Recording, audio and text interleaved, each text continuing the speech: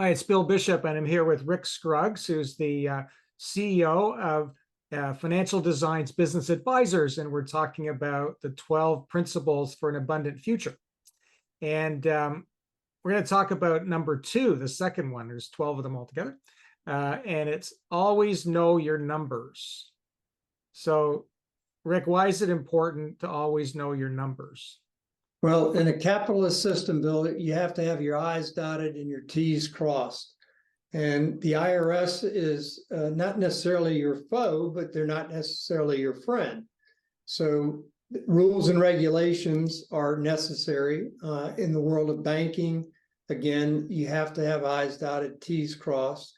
And with cost of money always in fluctuation, with inflation, with turnover, it's too easy sometimes to kick the can on your financials or not harness the full power of your collaborative team to have that second set or even third set of eyes helping an owner review their financial results. We're not CPAs.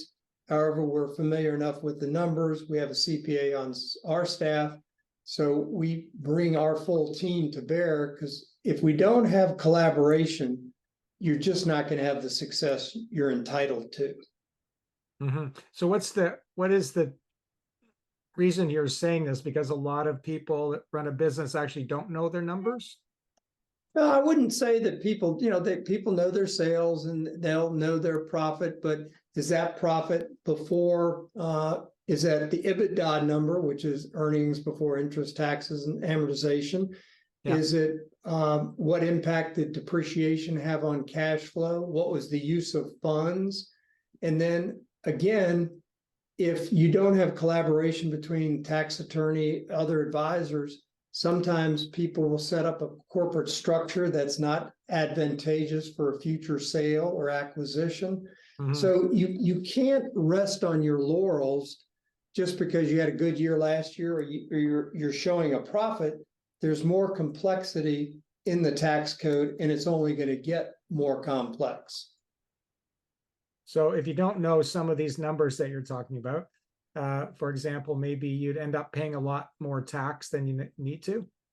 Well, yeah, it's the old adage. If you overpay the IRS and you wake up 3 to 5 years from now and say, well, what I really meant to do was X, Y, and Z, they are not going to give you a refund. Typically a tax paid is a tax not recovered. Right. Once you paid it, they're not giving it back to you. Right. And, if you want your team to be fully engaged in where an organization is going, its vision, mission, purpose, and goals, then at some point you need to have more people involved with the numbers. Somebody once said, if you're going to have a capitalist system, you better make damn well sure you've got plenty of capitalists who understand the math, the profitability, the tax scenario, cost of capital, budgeting. That's all encompassed in with know your numbers. And I can imagine there'd be 2 major benefits of this. One is you could make better decisions about what to do. And secondly, I think you would have some greater peace of mind as well, would you not? Yeah, I think people say that if you can be right 80% of the time with your decisions as it relates to your business, you're going to do well, because nobody bats 1,000.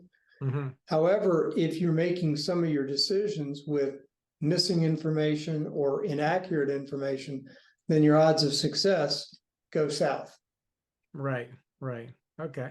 Yeah. And tell us how this principle, always know your numbers, how do you handle that in your program itself, like with the members of your program?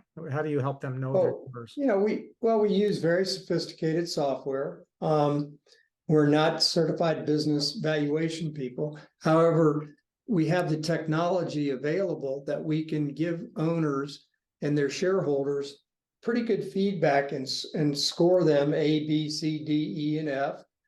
Show them ways in which if they can move the needle from just 5 or 10 degrees, they can literally improve the profitability and value of their organization. And that's just something that we're thinking about. We're thinking forward And we're trying to bring everybody in the organization along with that forward thinking.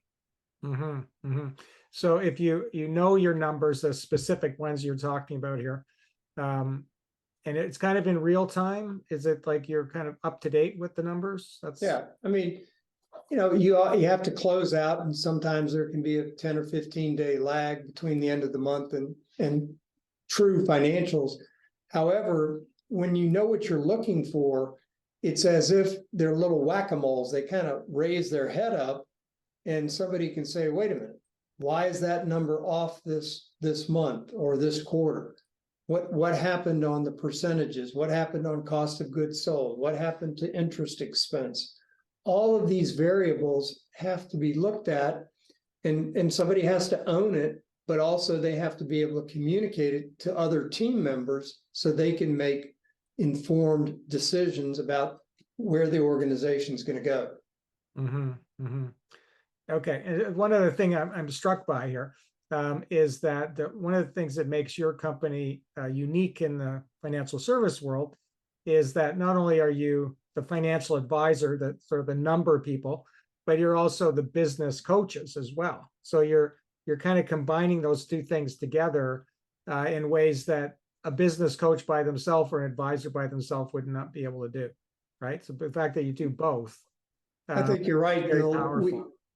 We believe that you have to have an integrated system.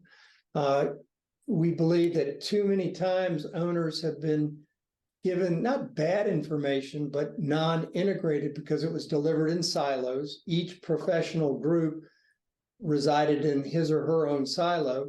And as you know, Bill, silos have no windows.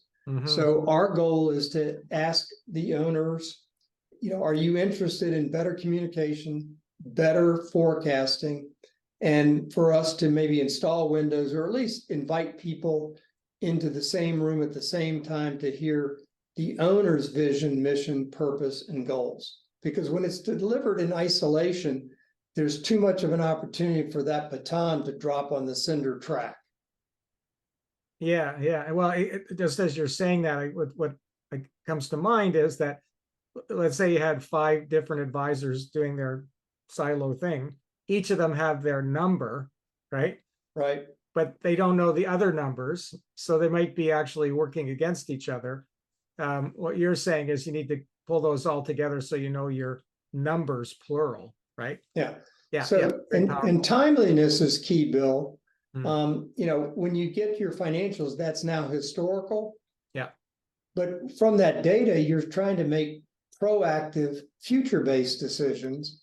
And, with the complexity in the world today, it requires a higher level of diligence than's probably ever been necessary in the history of capitalism. Yeah, excellent. So second principle of abundant future is know your numbers. Absolutely, Bill. It goes hand in glove.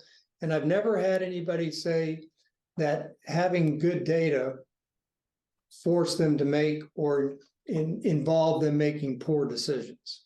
Right. It's the exact opposite of that. Yeah. It is. All right. Okay. Well, thanks, Rick, for once again making us smarter and have more wisdom in our business. Bill, thank you very much. It's been an enjoyable time today. All right. Thanks, Rick.